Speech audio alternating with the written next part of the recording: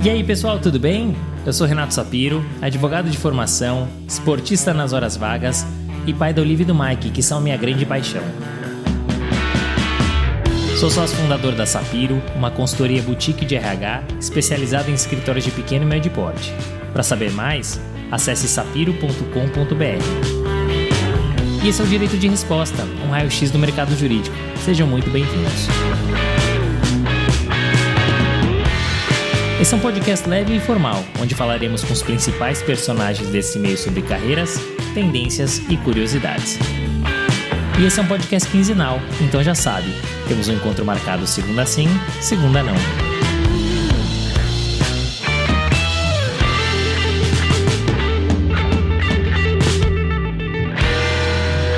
Senhoras e senhores, sejam muito bem-vindos a mais um episódio do podcast Direito de Resposta com um convidado ilustre, Luiz Sete. Nesse episódio emblemático 123, episódio 123. Luiz, prazer enorme de receber aqui no Direito de Resposta. Muito obrigado por ter aceitado o convite. Prazer é meu, Renato. Espero que a gente tenha um podcast produtivo e interessante aqui para os seus seguidores. Com certeza, tem muita coisa legal aqui para você trazer da tua história, da tua trajetória e de insights. A gente sempre começa com a pergunta clássica que é de planejamento de carreira. Você tem mais de 30 anos na advocacia, que são divididos basicamente no corporativo, em empresa e também em escritórios. Não só escritório brasileiro, né, no Azevedo 7, mas também escritório estrangeiro. Essa trajetória ela foi planejada? Caso contrário, quais eram seus outros objetivos? Nada planejado, meu caro. Absolutamente nada planejado. Veio tudo por acaso. Eu acho que a única coisa que foi planejada, que eu almejei, busquei e queria de qualquer forma, era fazer um LLM fora do Brasil. Que era, até então, não era inédito, mas era uma geração que não ia muito fora, né? A gente tinha pouca gente indo para fora. A gente tinha alguns advogados, a maioria naming partner dos grandes escritórios de advocacia, da geração antiga minha, que tinham ido para fora, e não era uma coisa muito comum. Eu fui em 1995, então eu realmente busquei o LLM, porque eu já vinha trabalhando em M&A, e a maioria dos meus trabalhos eram empresas estrangeiras, comprando empresas brasileiras. A gente tinha muito pouco M&A de fundo de investimento, muito pouco M&A de Brasil com Brasil, muito pouca concentração do que a gente vê hoje. Hoje a maioria dos trabalhos, a maioria dos M&As hoje é Brasil, o dinheiro está aqui, os fundos investem dinheiro no Brasil, então obviamente a gente tem muito cross-border. Mas eu comecei trabalhando com alguns M&As de clientes nossos, empresas comprando as empresas brasileiras, e fiquei vidrado com aquilo. O primeiro grande M&A que eu participei foi a Samsung, comprando um cliente nosso, que chamava Batik, e o escritório contratado para a Samsung era o Baker McKenzie, de Chicago, e aqui no Brasil o Trent Ross Watanabe. E eles já tinham muito mais experiência do que a gente, e eu muito novo, recém-formado, praticamente liderei esse processo e aprendi muito com eles, e fiquei muito impressionado com os advogados não só do Trent, mas principalmente do Baker McKenzie de Chicago. A facilidade, a forma, o jeito de lidar. E ali eu fiquei, era aquilo que eu queria. Então foi a única coisa que eu planejei, foi fazer o LLM. E é interessante você colocar esse ponto do LLM, né? Porque você fez em 1995. Quando era incomum de fato, né? Você já via um volume um pouquinho maior, mas ainda muito incipiente, né? E de profissionais pontuais. Por que você decidiu ir para Pensilvânia? O porquê da escolha dessa universidade? E depois você acabou trilhando uma carreira internacional, a gente vai falar bastante, trabalhando na Microsoft. O quanto essa bagagem, essa experiência do LLM te ajudou na carreira internacional? O LLM foi muito decisivo para a minha vida, porque foi o único ano que eu estudei, para te falar a verdade. A escola de Direito no Brasil era muito fácil, era muito, muito fácil. Todo o meu high school também foi muito fácil. A gente não tinha muita dificuldade de passar de ano, e passar de ano com louvor. Então, a realidade é que quando eu entrei no LLM, eu achei que ia ser fácil, eu não tinha a dimensão que era. A gente não tinha ninguém para conversar, porque eu não conhecia ninguém que tinha feito. E hoje, lá no escritório, eu brinco com os meninos, quer dizer, hoje tem 2, 3 advogados que vão fazer LLM todo ano. A facilidade que eles têm, o networking que eles já têm antes, pré-LLM, é absurdo. Então, eu realmente era o único brasileiro na UPenn. A escola eu queria, eu já viajava muito antes, eu tinha a facilidade de viajar. Meus pais gostavam de viajar, eu viajava com eles de férias, estudei fora antes, fazia cursinho. Então, viajar sempre foi uma facilidade que eu já tive quando mais novo, antes mesmo de começar a estudar direito. Então, eu já tinha tido essa facilidade. Então, eu queria morar num campus de universidade. Eu tinha um sonho de morar num campus de universidade.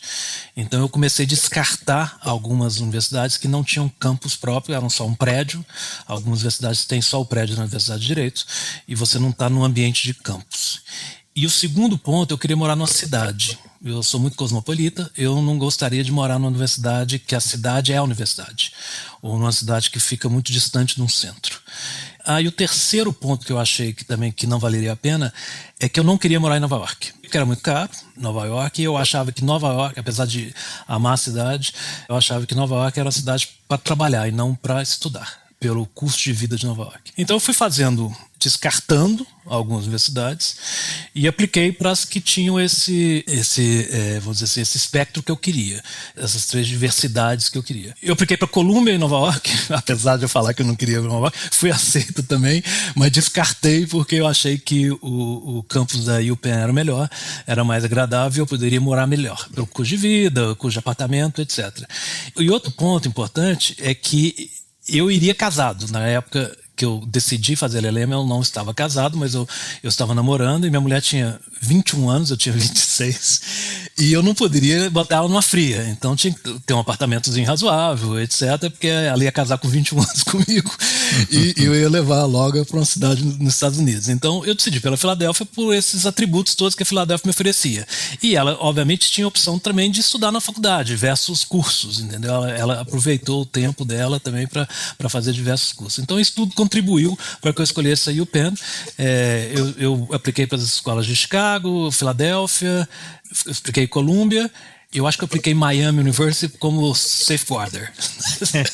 Eu fui aceito em quase todas. Eu acho que Chicago eu fui aceito. Northwestern tinha um problema que Northwestern, o prédio era em Chicago downtown e a Northwestern é fora. E também eu não queria. Eu gostei muito. Acho que a Penn é uma universidade que eu recomendo muito. Aqui no escritório eu acho que devemos ter uns 3 ou 4 UPenn alumni. A gente tem muito contato com a universidade ainda e eu sou fã número 1.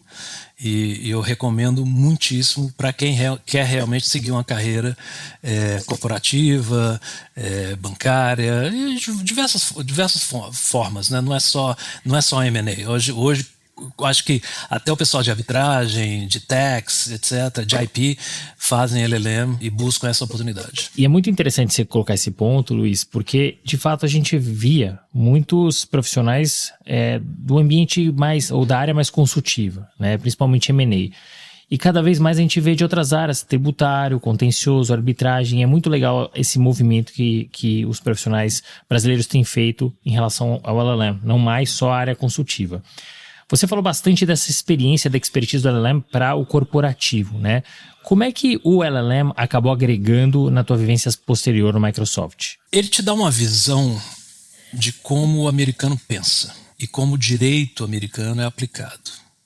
Eu acho que é essa a visão. Eu fui lá para tentar aprender corporation e tentar aprender societário e securities, que era uma área que tinha um número grande de, vamos dizer assim, de matérias na área de securities. Eu tentei fazer todas que eu poderia e foquei o meu mestrado dentro dessa área. Obviamente, era tudo muito diferente. Corporations eram estudo de casos. Eu achava que eles iam ensinar a gente a fazer bylaws. E eu achava, certamente, eu tinha um amigo peruano, no primeiro dia de aula, ele abriu, o Professor Katz abriu o livro e mandou entrar na página 264 e começou a falar de um caso, alguém contra Corporation X. E eu falei com o meu amigo peruano, Manuel, vamos embora que a gente está na sala errada. Ele falou assim, não, nós estamos na sala certa, Professor Katz Corporation. Ele falou assim, tem certeza absoluta que a gente está na sala errada. Ele está tratando de estudo de caso e não é a nossa praia. Eu não sou litigator, eu não entendo nada de contencioso, eu detesto contencioso. E saí e fui para a secretaria. Assim, eu estou na sala errada, eu queria saber qual é a sala de corporation. Você estava na sala certa. E voltei, foram assim 6 meses cruéis, horrível, foi a pior matéria que eu já fiz na minha vida, era 100% de estudo de caso, e aí comecei a entender que eu deveria fazer outras matérias mais práticas, porque elas práticas eu poderia pelo menos entender a forma dele pensar. Eu acho que foi isso que me deu, eles me deram a forma de pensar, e é interessante que depois, como nada foi planejado, eu não planejei morar nos Estados Unidos depois, eu não sabia que eu podia. Eu não tinha a menor ideia. Eu não sabia que eu podia fazer bar. A gente não sabia nada, Renato. Absolutamente nada. Nada. E logo quando eu entrei, tinha aquela feira de escritório de advocacia e eles ficaram procurando. O Brasil não era moda, né? Chile e Argentina era muito mais moda, mas o Brasil estava começando a surgir, estava abrindo, né? Um pouco mais. E aí tinha alguns escritórios interessados no brasileiro e eu comecei a participar sem saber o que eu estava fazendo lá. E aí veio algumas ofertas de trabalho, eu trabalhei lá e eu achei que ia fazer M&A. Eu não fiz nenhum M&A. Absolutamente nenhum M&A. Era tudo mercado de capitais, que coisa que eu não sabia absolutamente nada, e não tinha estudado, e etc. Então foi tudo, de novo, por acaso. O LLM me ajudou no trabalho depois no Simples Touch, obviamente, porque me ajudou a pensar mais rápido, como eles pensam, mas matéria por matéria absolutamente nada. E depois na minha vida profissional, de novo, matéria por matéria também absolutamente nada, mas me ajudou a pensar, porque eu tive uma sorte de trabalhar numa empresa multinacional e me adaptei muito fácil à empresa multinacional e obviamente esse ano teve uma contribuição muito clara do que eu sou hoje. Esse ano que realmente eu estudei pesado, que convivi com gente muito inteligente, muito capaz, e isso te faz realmente abrir o seu horizonte, abrir o horizonte de uma forma absurda. E eu acho que é isso que o LLM faz. É muito legal ter essa sua visão, porque a gente sempre pergunta sobre o LLM, muita gente fala principalmente do networking que você faz, né? Algumas poucas pessoas falam do aprendizado, mas dessa visão ampla que te traz, poucas pessoas falaram, então é muito interessante.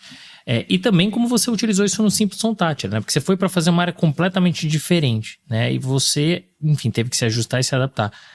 Qual foi o maior desafio para você, não em termos de matéria, mas entrou no escritório americano, que é completamente diferente do mercado brasileiro, do escritório brasileiro. Que grandes diferenças culturais você encontrou ali e o que você aprendeu e que você trouxe na sua mala de volta para o Brasil e para o Azevedo 7? Boa pergunta.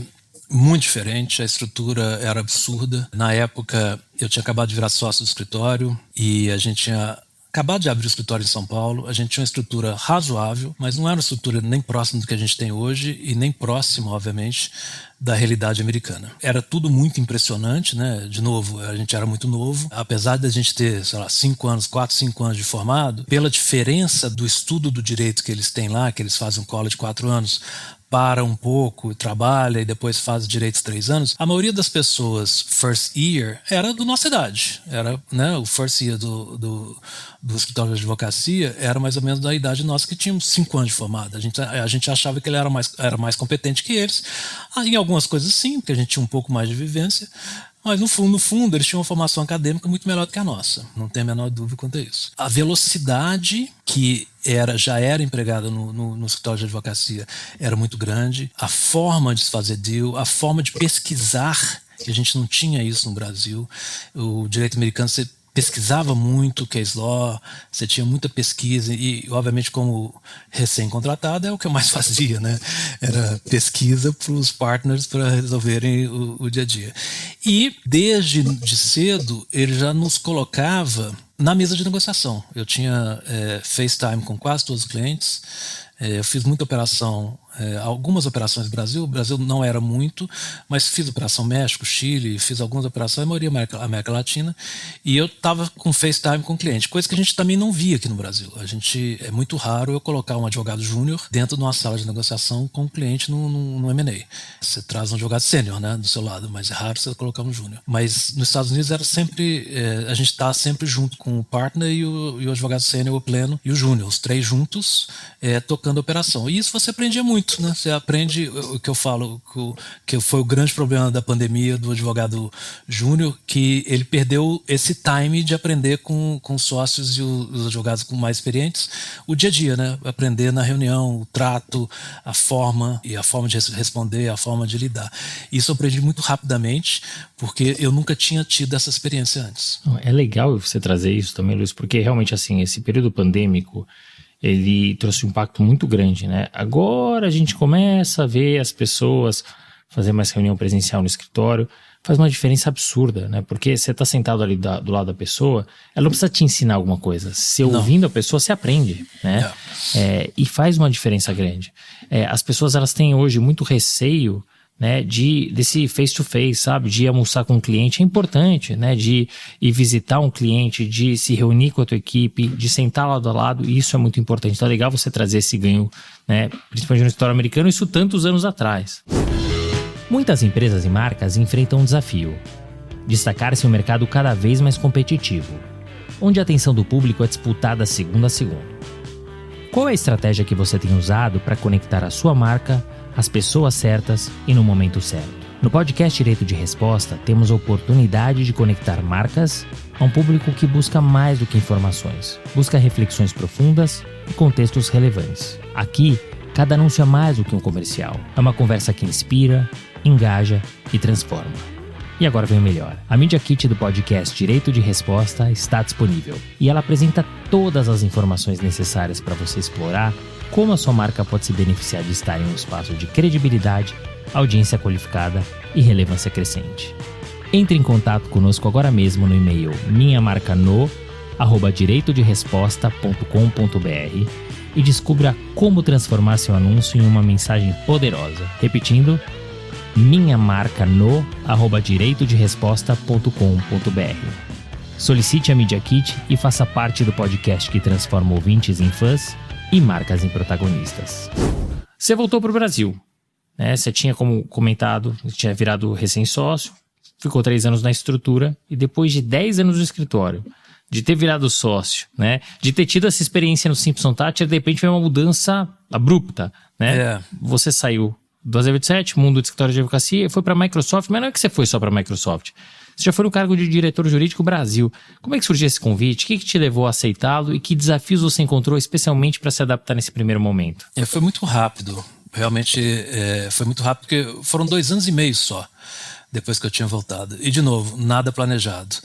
Em 1998, estava para passar uma lei de software que existe até hoje. Na verdade, não existia. É igual inteligência artificial hoje ou qualquer outra área nova. Você regula depois que existe, porque é difícil você regular alguma coisa antes de existir.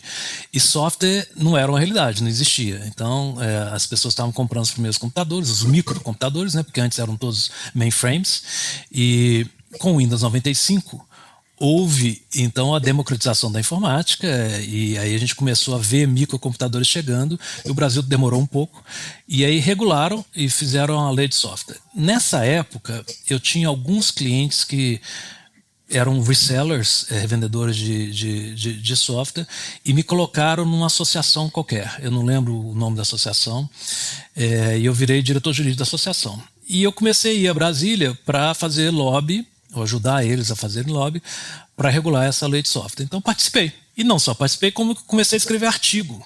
Eu comecei a escrever artigos sobre a lei de software e outros temas ligados ao direito de informática, que a gente chamava na época, que eu achava o nome ridículo, eu acho até hoje, eu acho que a gente nem usa mais.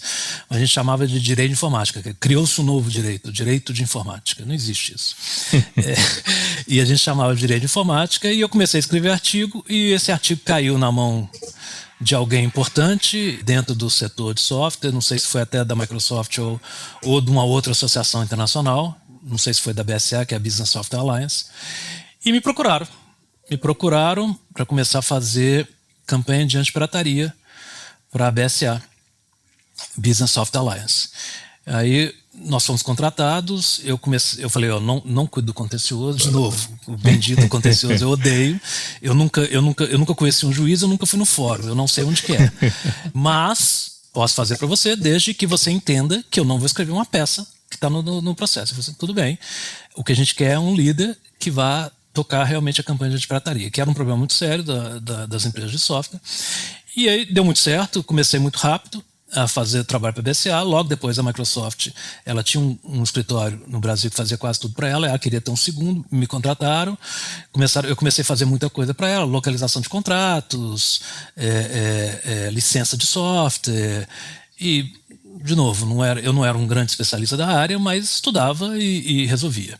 E ninguém entendia, né? A vantagem de ninguém entender é se você tá na frente, é mais fácil. E comecei a trabalhar para eles e para outras empresas. E aí, no final, e foi de novo muito rápido, no final de 98, eles me pediram para que eu contratasse um diretor jurídico, que a empresa do Brasil estava crescendo muito, para me indicasse alguns profissionais. Eu comecei a indicar alguns profissionais, e era um americano que era o diretor jurídico da América Latina, ele tinha acabado de ser posicionado na função.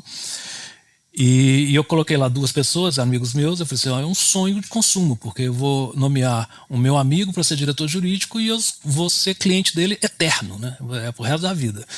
E eu falei: gente, isso é a melhor coisa do mundo. E me esforcei, procurei gente, indicava, etc. E nada, e não contratava. Mandava outro, nada. Eu mandei uns 3 ou 4 e nada. Até que no final do ano ele veio para cima de mim e falou: olha, você não tá vendo que é você que eu quero? Eu falei assim: porra, não é possível que eu perdi esse tempo todo. Então você devia ter falado isso antes. Agora ficou mais caro, falei com ele. E aí negociamos um tempo, e eu achei que eu ia ficar 2 anos, eu fiquei 11 anos e meio. Que bacana. Muito interessante essa história. E você muda literalmente da água pro vinho, né? Porque por mais que você estivesse prestando serviço para a Microsoft, tá lá dentro é diferente, né? Como é que você fez para se ajustar? O que você encontrou de diferente na tua rotina? Era muito difícil, era totalmente diferente e 100% diferente. Eu acho que eu tinha 32 anos, era muito novo, pouco experiente. Eu não sabia o que era ser um diretor jurídico, né? Não tinha noção disso. Muitas áreas eu não conhecia. Eu era um advogado que tinha feito alguns M&As, fazia societário, fazia contrato muito bem, mas tinha pouca visão de tributário, de trabalhista, contencioso zero. Então é muito difícil, é realmente muito difícil. E aí você passa a ser um general counsel, um gestor, uma pessoa one-man show. Eu entrei sozinho, o primeiro diretor jurídico da Microsoft do Brasil. Eu fui o primeiro brasileiro a ser contratado pelo Simpson Thacher também. O Simpson Thacher nunca tinha contratado um brasileiro antes da história. Bacana. E eles falam isso em todo alumni meetings, que eu fui o primeiro. Então, quer dizer, o primeiro você nunca perde, né? Você sendo o primeiro. E aí comecei a lidar, comecei a entender muito mais da empresa do que das matérias. Eu acho que como jurídico, acho que toda pessoa que já passou por um jurídico de empresa acaba que você fica consumido pelos problemas da empresa e a forma de resolver isso é entender a empresa. E obviamente quando você precisa de algum especialista, você tem a facilidade de contratar, né? Você ir para o outside counsel para resolver aquele problema. Então você tem que pensar um pouco mais abrangente, muito abrangente, e para você crescer na empresa você tem que pensar mais abrangente ainda, porque a única forma de você crescer a empresa é sair fora do seu quadrado. Eu falava isso muito com quase todo mundo que trabalhava comigo. A maioria das pessoas que estão dentro da empresa, ela trata aquele quadrado dela ou aquele pedacinho que ela faz como a coisa mais importante do mundo. E não é. Não é.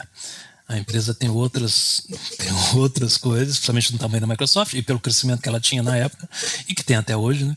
Você tem que pensar muito maior do que aquele só seu quadrado. Apesar de você ter que executar o seu quadrado bem feito, bem executado. É isso. E você falou que são 11 anos e meio, né? Que você ficou, foram 11 anos e meio que você ficou lá. Imagino que você tenha tido vários desafios, mas que você pôde, como você bem colocou, se assessorar de outros profissionais, né? Para te ajudar. Mas você cresceu muito lá dentro, porque você começou como diretor jurídico Brasil. Aí depois você alçou, né, um outro cargo, diretor jurídico Latam. Depois você assumiu mais um cargo como VP jurídico, mas não só, né? Você era responsável por toda a atividade comercial global, ou seja, uma posição global. Eu tinha todo o Microsoft International, que a gente chama, fora dos Estados Unidos. Quer dizer, é uma posição global, e não só isso, 58 bilhões de dólares, né, em transações.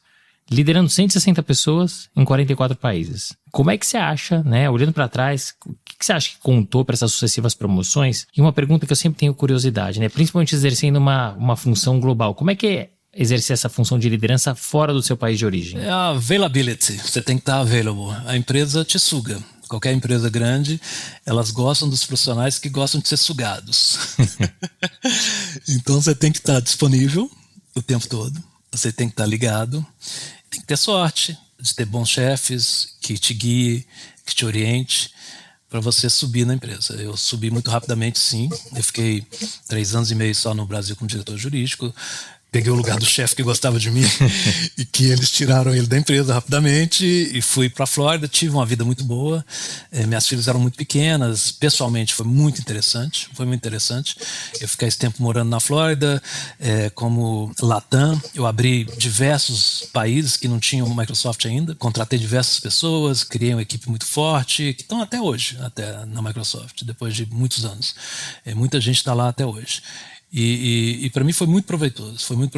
E, de novo, eu queria sair, estava cansado. Aí eu fiquei muito tempo. Eu acho que uma empresa muito dinâmica, você não pode ficar muito tempo na posição. Eu já estava 5 anos e meio, quase 6 anos nessa posição de Latam, que foi muito, vamos dizer assim, relativamente fácil, tranquila, porque eram países muito parecidos com o Brasil. Eu estava aprendendo muito, gostava de aprender sobre esses países, e gostava dessas pessoas e conviver com eles. E eu tinha o meu mundinho, quer dizer, eu não precisava da Corp, que a gente chamava de Corp, né, da Corporation, me encher o saco. Então eu cuidava lá, cuidava bem, e a região crescia e estava todo mundo feliz. Então você fica meio acomodado. Eu cheguei a um momento que estava acomodado e pedi para sair. Quando eu pedi para sair foi em 2008, Burn Stir, estava quebrando o mundo, e aí me ofereceram essa posição. De novo, não foi planejado, eu não queria essa posição, não era eu gostava dela, não vou falar que não, era uma posição que eu me interessava, porque era o head internacional, e a Microsoft, como todas as empresas grandes, ela tinha uma reorganização constante. Então você reorganizava a empresa como um todo a cada X anos. E essa era mais uma das reorganizações, e toda reorganização surge uma chance de crescimento, né? Você tem uma chance de você aspirar a uma coisa maior. Então era uma reorganização, aí conversei na época com o Brad Smith, que hoje é o presidente da Microsoft Vice Chair, mas ele sempre foi o diretor jurídico, ele continua com essa função, mas ele está com um cargo um pouco maior, que ele tem mais funções. E ele falou, olha, eu tenho outros planos para você, pensa, eu quero que você faça essa, que a gente está reorganizando, eu quero que você faça essa função por 2 anos. Se você quiser depois voltar ao Brasil, você volta. Se não, a gente tem outra coisa para você fazer depois. Eu achei muito interessante e resolvi assumir essa posição. Foi muito desgastante para mim, muito desgastante, porque o volume de viagens era muito maior que eu fazia. Eu tive... obviamente você desgasta toda a família, o seu pessoal, o seu corpo, a sua mente e etc. Porque basicamente eu ficava commuting. Eu achei que como eu ia voltar ao Brasil daqui a 2 anos, que era o que ele tinha me prometido, eu mantive a família na Flórida e eu morava em Seattle. E eu fazia commuting entre Seattle e Flórida, eram 6 horas e meia de avião. Então eu ficava uma semana em Seattle, uma semana na Flórida, uma semana em Seattle, uma semana na Flórida. E quando eu estava na Flórida, eu dava um pulo na Europa para passar 2 dias em alguma reunião. E quando eu estava em Seattle, eu dava um pulo no Japão, ou na China, ou na Austrália, para outros 2 dias de reunião. Então era insano, e eu acho que eu exagerei. Eu exagerei porque era muito difícil, muito difícil. Não, eu imagino, né? Poxa, de Seattle para Tóquio, eu imagino que seja umas 14 horas. Não, eram 8 horas, cara. É impressionante. 8 horas de Seattle para Tóquio? Era 8 horas. Esse era um voo fácil.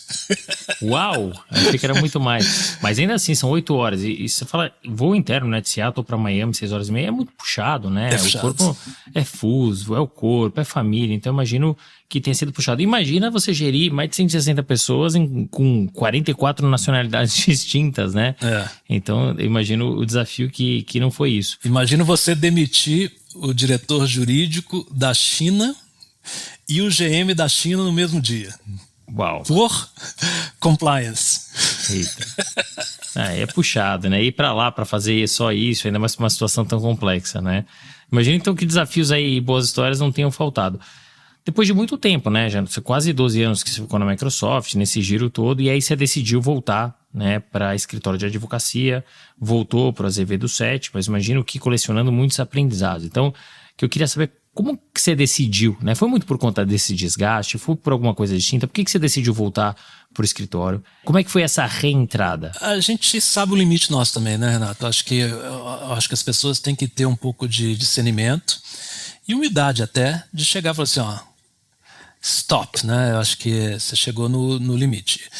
Eu vou te adiantar uma questão que eu acho importante.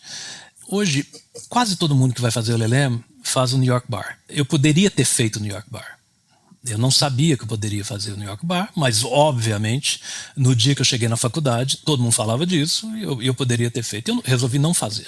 Tá? Não é que eu fiz e não passei, eu resolvi não fazer, eu resolvi acabar, eu estava com muita vontade de trabalhar, eu acabei o LLM em maio, e em maio eu comecei no Simpson Touch, eu não esperei até setembro, então eles tinham oportunidade de começar em maio, porque estava com um deal grande, Brasil, então eles falaram, se você quiser começar em maio, a gente te aceita em maio. Então eu saí da Filadélfia de carro para Nova York na sexta-feira, na segunda-feira eu estava começando a trabalhar.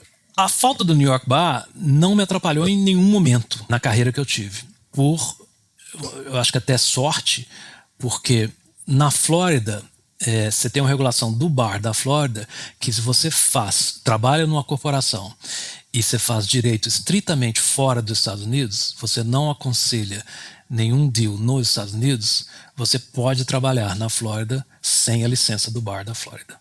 Ponto. Seattle não era assim. Mas a Microsoft fez um lobby e passaram a lei em Seattle para ter o mesmo da Flórida. Então, quando eu mudei para Seattle, já era assim. E, de novo, eu era international, então eu não tinha problema, eu não precisava de nenhum State Bar ou New York Bar. Então, isso facilitou minha vida, passei batido e ninguém nem perguntava se eu tinha bar, não tinha bar, porque, obviamente, eu estava dentro dos preceitos legais e regulados pelos bars dos 2 estados que eu trabalhei. E tem outros estados dos Estados Unidos que tem isso. Mas, obviamente, eu nunca ia ser o General Counsel da Microsoft. Entendeu? Então, você sabe o seu limite. E aí você faz a conta, eu falei assim, quantos anos mais que eu vou ficar aqui? A Microsoft tinha, na época, ela estava em baixa, né? A gente estava na época de Steve Ballmer, que a empresa estava se degladiando com os concorrentes, a Apple estava insurgindo, o Google insurgindo, todos eles lançando novos produtos numa velocidade absurda, principalmente produtos ao consumidor. E a gente tinha no nível que a gente estava, eu era vice-presidente, já tinha passado como general manager, eu participava dos high executive levels, nos meetings que a gente discutia planejamento, e a empresa estava parada, Então, primeiro, eu achava que eu estava mais ou menos no meu limite da carreira. Eu acho que o esforço para ultrapassar ia ser muito maior do que o esforço que eu já tinha feito nos últimos 12 anos. Tá? Então o esforço tinha que ser redobrado. As pessoas eram muito boas, obviamente, que estavam competindo comigo por uma liderança maior. E eu queria dar a oportunidade de minhas filhas morarem no Brasil. Elas nunca tiveram. Então minha filha mais nova, hoje ela mora em Nova York, mas por decisão dela, mas ela tinha 2 anos quando ela mudou para os Estados Unidos, então ela foi alfabetizada em inglês, e a mais velha tinha 4 anos, e também praticamente alfabetizada em inglês. Então eu dei a oportunidade para as duas de morar no Brasil. A mais nova voltou para os Estados Unidos na primeira oportunidade que ela teve, e a mais velha ficou. Ela é médica, formou em medicina no Brasil e gosta do Brasil. Então eu acho que eu fiz certo. Então esse um pouco do lado pessoal e um pouco do lado profissional, e eu achava que meus ciclos tinham esgotado. Não esgotado, eu podia ter ficado mais um tempo, eu acho que eu poderia sim ter ficado mais um tempo, mas ia ser mais do mesmo, ia ser um pouco mais do mesmo. E você traz um ponto super importante, que é o encerramento de um ciclo. É muito difícil você identificar, né, quando se encerra um ciclo, ou quando está próximo de encerrar um ciclo, porque é muito melhor você mudar quando está próximo do que quando encerra, porque aí tudo fica mais pesado, mais difícil. Você voltou para o escritório, né, por todo esse contexto. Qual foi a dificuldade que você encontrou nessa reentrada? E o que você aprendeu nos 12 anos de Microsoft e que você trouxe para o Azevedo 7, que você aplicou no Azevedo 7? Jesus, a volta foi um horror. Foi muito difícil.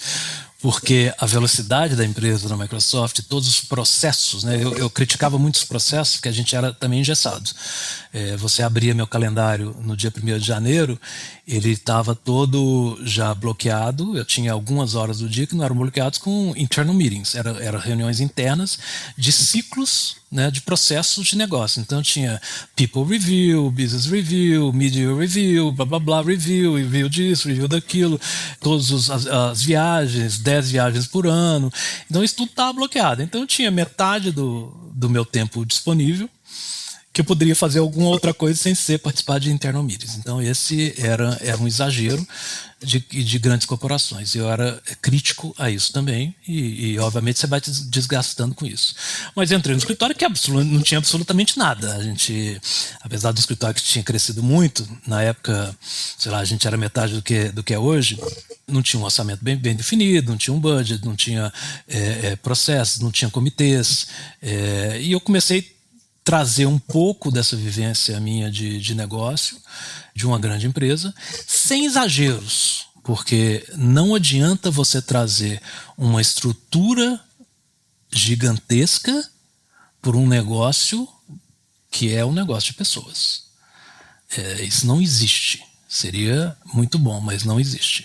Então, sem exageros, lidando com as pessoas, entendendo as necessidades e trocando uma coisa de cada vez.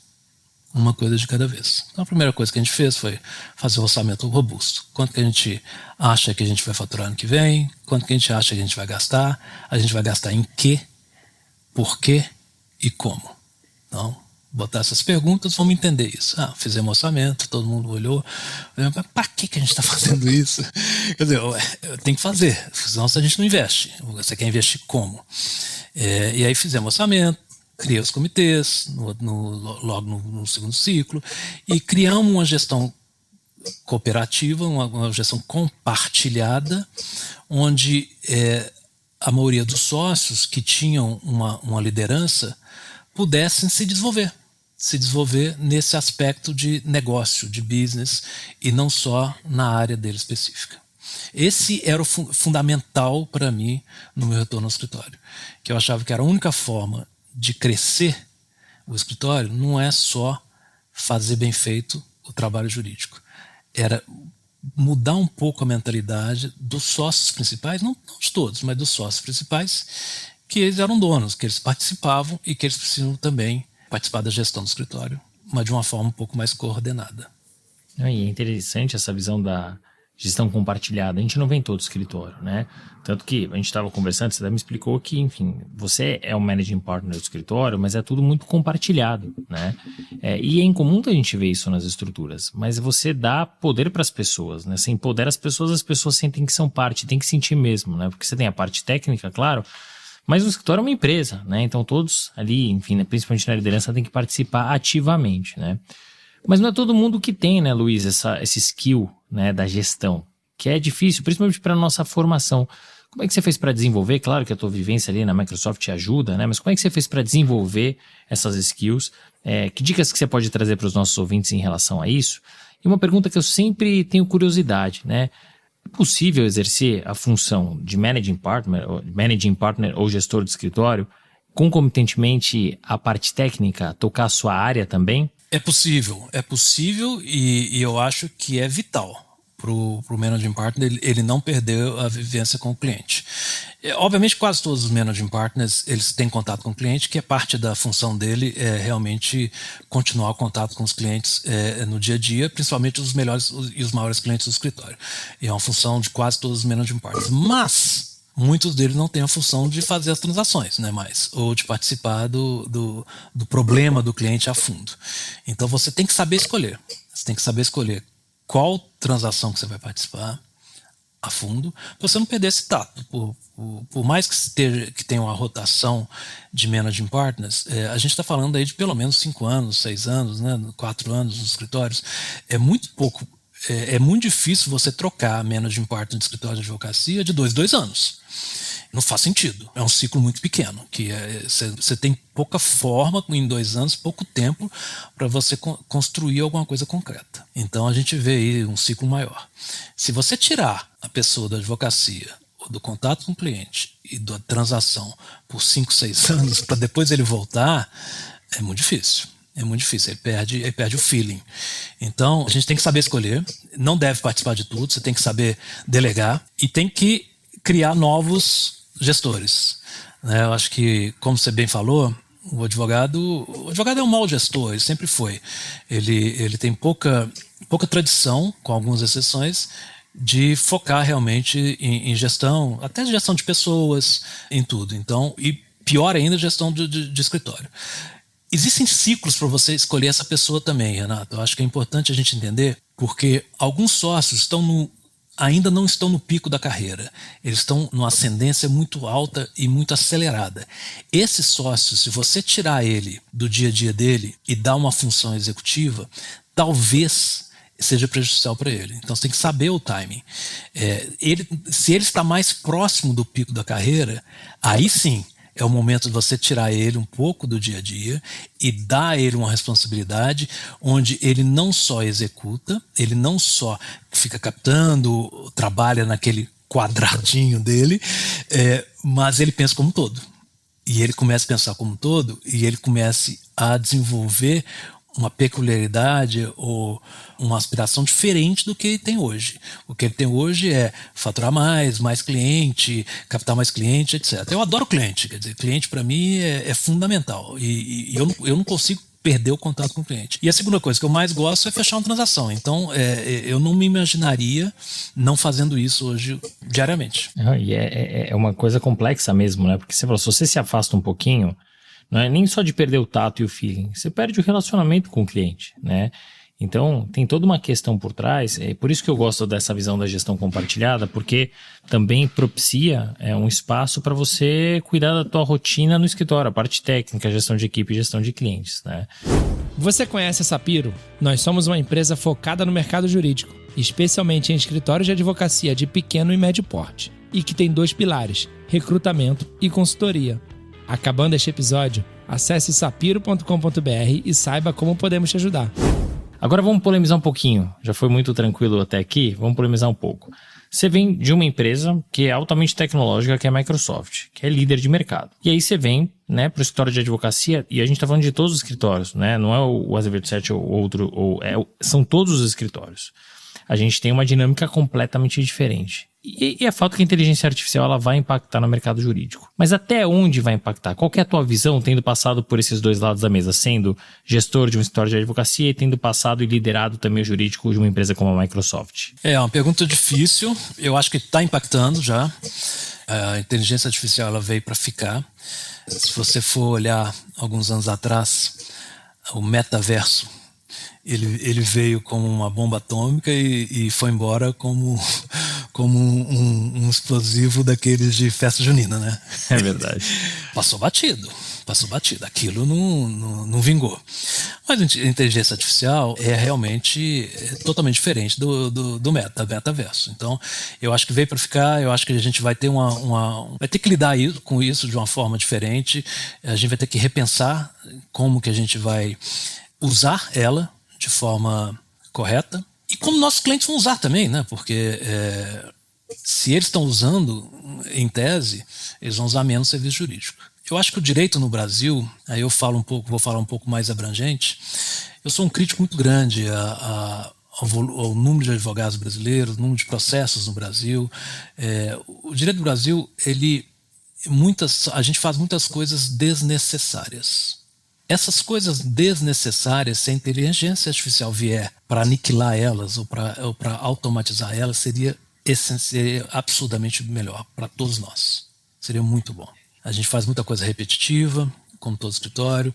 A gente tem clientes absurdamente impactados com o volume de litígio, de repetições, de burocracia que o direito brasileiro exige. E se a gente conseguir automatizar elas, é um ganha-ganha para todo mundo. Então esse é o grande problema do Brasil. E talvez não é um problema que quem desenvolve a inteligência artificial, porque o desenvolvimento da tecnologia é todo americano e agora chinês. E as necessidades que a gente tem são totalmente diferentes dos Estados Unidos e do Brasil. Hoje, esse volume de processo que existe no Brasil é absurdo, esse volume de processo trabalhista é absurdo, esse volume de documentos, contratos e burocracia é absurdo. Isso que deveria ser eliminado. Em alguns países já não tem isso. Então, eu vejo a inteligência artificial tratando de algumas áreas, mas a gente vai ter que localizar e tropicalizar essa inteligência artificial para que seja realmente importante para os gargalos que a gente tem hoje no nosso meio jurídico.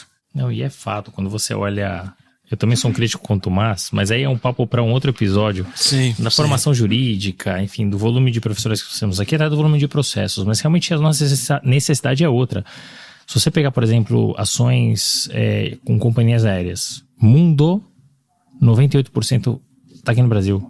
98%. Aí você pode entrar em questões, se é questão pontuais, se é uma questão direcionada à companhia aérea, se é do público, mas o fato é que é diferente, né? Então eu gosto dessa visão de tropicalizar, né? E eu concordo, o que é repetitivo, o que é burocrático, ótimo, porque a profissão do advogado é ser pensante, é ser estrategista. Então, se for para impactar dessa maneira, como já está impactando, excelente, né? E é natural, né, Luiz? Algumas funções elas vão sumir, mas outras vão surgir. É o que eu sempre falo, vai mudar daqui para cá. E se a gente não brigar com a inteligência artificial, se a gente usar a nosso favor, excelente, né? Mas não paramos na polêmica por aqui. Vamos trazer outro ponto polêmico do nosso mercado, que é a precificação. A gente vive um mercado super competitivo. E o Azevedo 7 está ali dentre as grandes firmas do Brasil, né? Os grandes escritórios de advocacia. Como fazer para fugir dessa guerra de preço? Esse é um problema crucial que a gente vê. A gente tem gente muito boa. Eu sou outro crítico que eu sempre falo, uma crítica ao mercado brasileiro, que a gente não tem fusão de escritório de advocacia, a gente só tem cisão. A cisão de escritório de advocacia todos os dias, praticamente. E com profissionais muito bem formados. A gente tem uma abundância realmente de gente formando em direito no Brasil, um número absurdamente alto. E obviamente, muita gente nem vai trabalhar com direito, né, ou escritório de advocacia, mas também nós temos um número muito grande de bons profissionais, obviamente, bem formados e etc. E esse profissional que acabou de abrir um escritório de advocacia, há uma guerra de preço muito grande, é amigo do parente, e você não tem nenhuma barreira de entrada para um novo escritório no Brasil. Zero.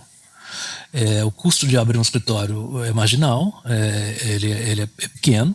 O melhor que seja o escritório, ele não é relevante, e você não se exige um seguro para o escritório de advocacia que acabou de abrir, e você não tem nenhuma barreira do Bar Association, você não tem absolutamente nada que impeça daquele profissional estar competindo com você, que tem 50 anos de mercado, nas mesmas condições, porque ele conhece a pessoa e ele consegue oferecer um preço menor.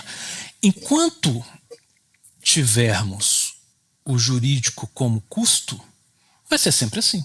A gente não pode ser considerado custo. As questões mais relevantes para a empresa e mais difíceis e mais complexas, elas são tratadas pelos gestores da empresa como estratégicas. Aí elas buscam preço e qualidade. Qualidade e preço. As questões menos estratégicas naquela empresa, elas são hoje basicamente tratadas pelo setor de compras. É muito difícil, eu não gostaria de ter muitos clientes que nos contratam pelo setor de compras. Eu gostaria de continuar tendo contato com o dono da empresa, que é o nosso principal cliente, com o jurídico, com o CFO, com o CEO, com o jurídico externo, de multinacional. Esse pensa estratégico e nos vê como parceiro de longo prazo. Nós temos cliente com 35 anos que está trabalhando com a gente. Então, essa relação de cliente tem que ser preservada, tem que estar sempre próxima, etc. Mas é muito difícil manter. As empresas crescendo, é óbvio que elas vão contratando outros profissionais. A gente não fica exclusivo. É muito pouco comum você ver hoje um escritório de advocacia que fala assim, aquele cliente é meu. Não é seu. Você não tem cliente mais. É um cliente relevante do escritório. Mas não quer dizer que ele vai usar o outro escritório qualquer no dia que ele quiser. E você tem várias questões aí, né? Você tem, às vezes, uma mudança na diretoria, né? E aí troca o escritório.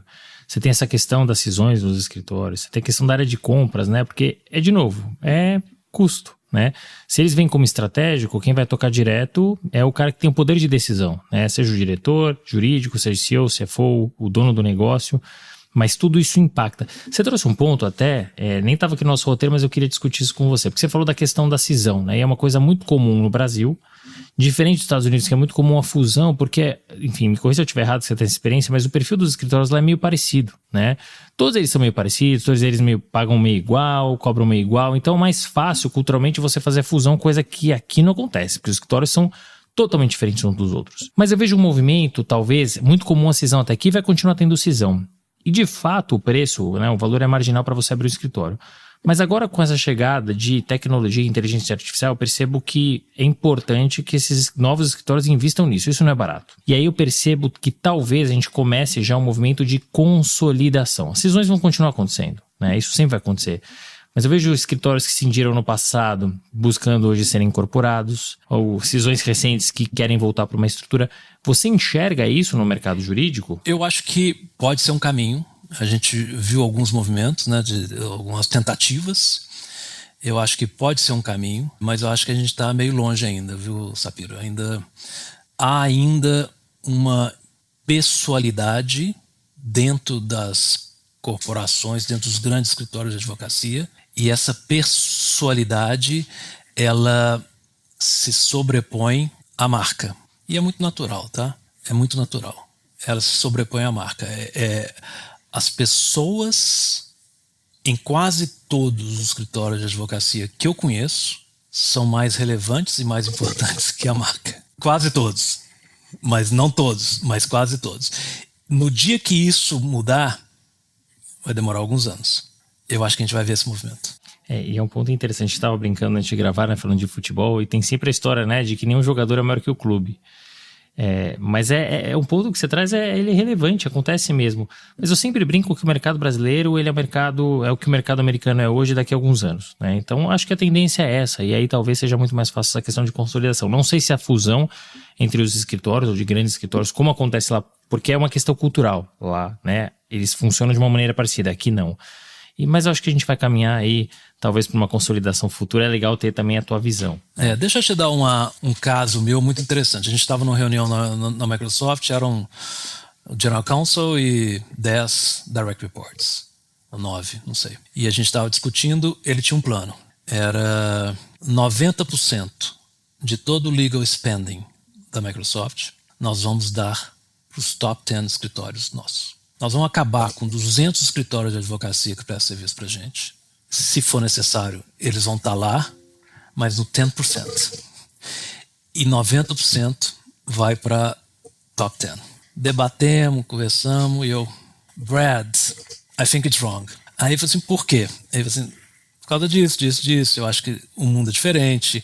Você vai ter que ter alguns trabalhos específicos que a gente precisa ainda, que não sejam pelos os grandes escritórios mundiais, e que você precisa desse contato próximo. E como a gente tem muita gente nas subsidiárias da Microsoft eram muito grandes, a gente precisa daquele contato com o local. Mas você está lá nos 10%, it's not enough.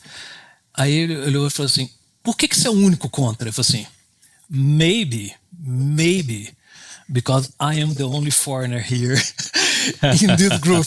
Aí eles começaram a rir e mudaram o plano para 80-20. Pronto, ganhei 10%. Então eu ganhei 10% a mais, mas o sonho deles, e que nunca foi materializado, era ter one point of contact, one main billing, era tudo centralizado. Mesmo se pagar mais, não interessa. Isso pode acontecer no Brasil, ainda não é. Eu já conversei com diversos general counsel porque eu tinha essa visão. Aí eu vou numa empresa grande e eu falo esse blá blá blá todo que eu aprendi na Microsoft.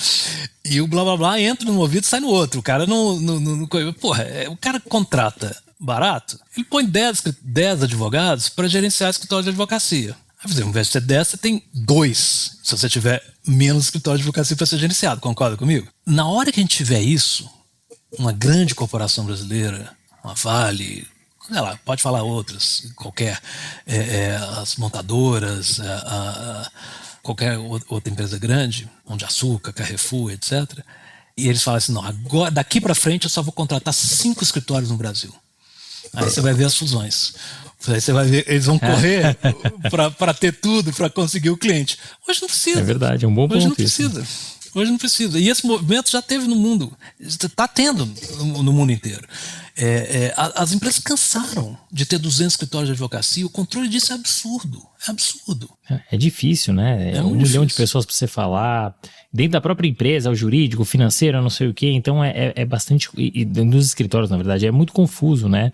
Para essas estruturas. Então, se elas puderem enxugar, é legal saber mais uma das tendências que tende a acontecer. E aí talvez venha esse movimento que você comentou, que a gente falou de consolidação, né? Mas vamos pegar leve agora. Já pegamos muito pesado com 2 grandes polêmicas. E aí esse tema de cisões e consolidações. Você tem uma trajetória, Luiz, de muito sucesso. Você se arrepende de algo que você tenha feito e até onde você quer chegar? Eu arrependo muito pouco. Acho que, obviamente, pequenos detalhes a gente arrepende, poderia ter virado para lá, para um lado ou para o outro. Talvez esse de não ter feito o New York Bar, olhando para trás, é uma dúvida que eu tive, que eu sempre tive. Quando eu estava saindo da Flórida e indo para Seattle, eu tive, assim, quase todos os grandes escritórios nos Estados Unidos me chamaram para ser sócio deles. Os escritórios baseados na Flórida, basicamente, porque eu tinha muito contato com eles. Então, grandes escritórios me chamaram e eu falei com eles que eu não tinha bar. E eu, como assim? Não tem bar? Eu disse, não, nunca tive. Só tem bar no Brasil, eu não tenho aqui. Ah, então não tem jeito. Então você tem que fazer JD. Eu falei, você acha que eu vou fazer JD? Essa altura do campeonato vai se dar 3 anos. Ah, não, você pode usar seus créditos de LLM, você fica 2 anos. Eu não vou 2 anos para a faculdade por nada nesse mundo. Nem que seja a melhor oferta do mundo. Então, fechou algumas portas de não ter tido isso, e é uma oportunidade que seria muito simples de eu ter feito. Então, de novo, por falta de conhecimento, às vezes um pouco de relapso, talvez seja a única na minha trajetória profissional que eu acho que pode ter tido falta, porque fechou algumas portas, vamos dizer assim. Nunca tive problema com ela, mas fechou algumas portas. E o que eu sempre falo, umas fecham, outras se abrem, né? E hoje você está numa posição super interessante no escritório, muito bacana, em crescimento. E olhando para frente, onde você quer chegar? Eu acho que eu queria estabelecer a marca. Eu acho que eu tenho um sonho da gente perpetuar, que é o sonho de todo escritório, eu acho que grande no Brasil, perpetuar essa marca, no sentido de botar o nosso DNA no mercado brasileiro. Quer dizer, a gente tem um DNA próprio, nós somos um escritório muito voltado a cliente, a gente é muito próximo do cliente, a gente é um escritório que é visto como conciliador, não é um escritório brigador, que é pro-deal, que ouve, que sabe ouvir, sabe orientar. Esse DNA nosso, e que está no espírito aqui de todo mundo, do escritório, eu acho que o meu sonho é só esse, é dar uma perpetuada na marca, fortalecer ela, fortalecer a marca e solidificar. Eu não tenho nenhuma pretensão de ser o maior, a gente nunca teve, de crescer muito mais rápido do pace que a gente cresce de acordo com as demandas do cliente, basicamente. A gente tem algumas áreas de investimento que a gente investe pela perspectiva de mercado, a gente vai atrás, mas quase todo perfil ou decisão de investimento nosso foi devido à demanda de cliente. Então é mais ou menos o perfil do escritório, e que eu acho que a gente aprendeu dessa forma e a gente gosta de adotar essa forma como o nosso DNA. Não, muito bacana, que legal. Aí é a conjunção, né, do Luiz com a Z27. E, Luiz, agora falando um pouquinho na PF, a gente falou muito da PJ. Quem que é o Luiz na PF? O que você gosta de fazer? Eu gosto de viajar, né? Porque eu sempre viajei. Não enjoou.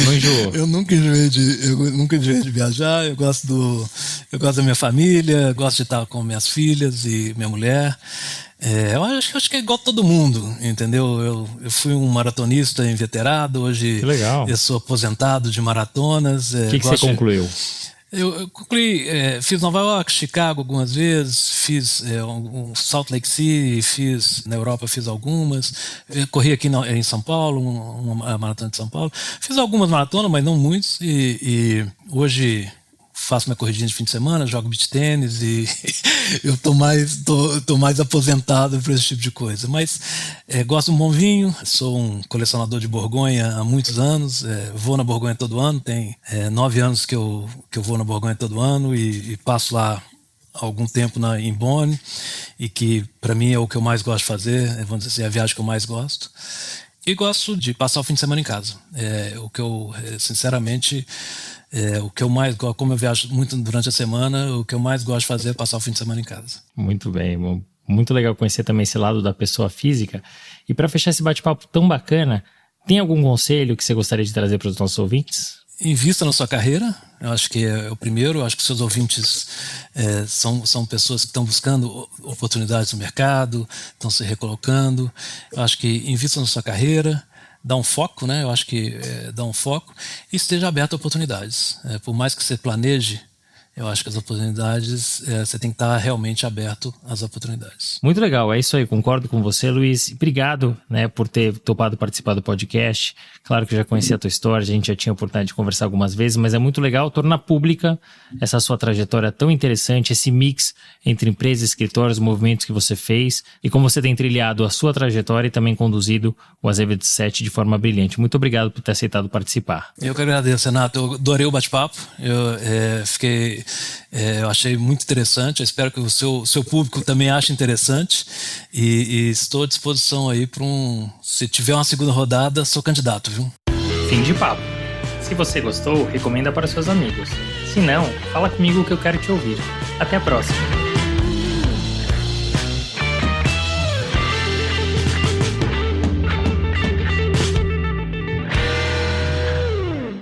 Este podcast foi editado por Felipe Mux.